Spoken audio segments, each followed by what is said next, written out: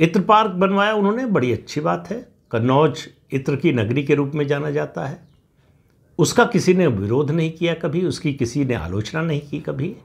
लेकिन उसको जोड़ना गौशाला से क्यों ज़रूरी लगा?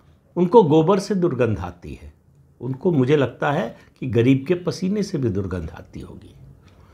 अब सवाल यह है कि उन्होंने गौशाला से क्यों जोड़ा? दुर्गंध और गौशाला, इसका संबंध जोड़कर वो हिंदू धर्म के खिलाफ एक नैरेटिव खड़ा करना चाहते थे। अब उनको शायद पता नहीं है कि हिंदू धर्म में गाय और गोबर का महत्व क्या है।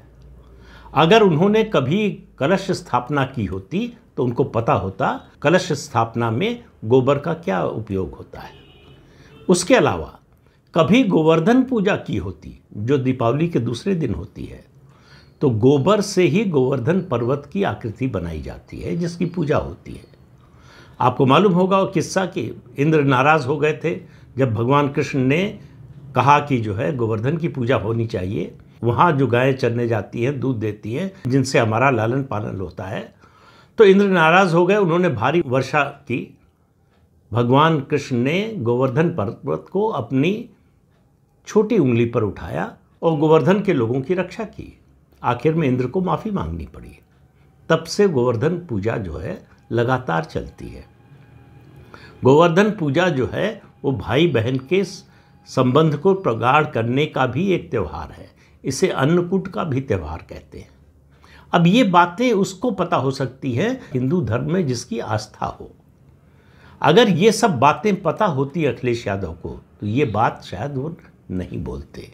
और उनको नहीं मालूम था, अगर वो अपने चाचा से पूछ लेते, शिवपाल यादव से, या घर के दूसरे बुजुर्गों से, कि गांव में जब तक पक्के मकान नहीं बने थे, कच्चे मकान थे, तो रोज़ घरों को लीपा जाता था गोबर से।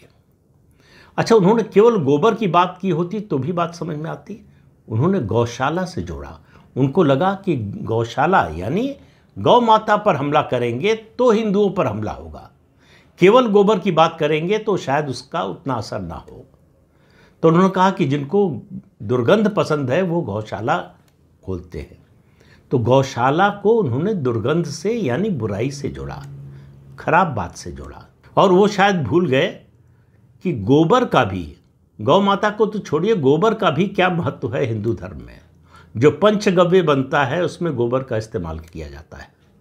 कलश की स्थापना होती है उसमें गोबर का इस्तेमाल किया जाता है।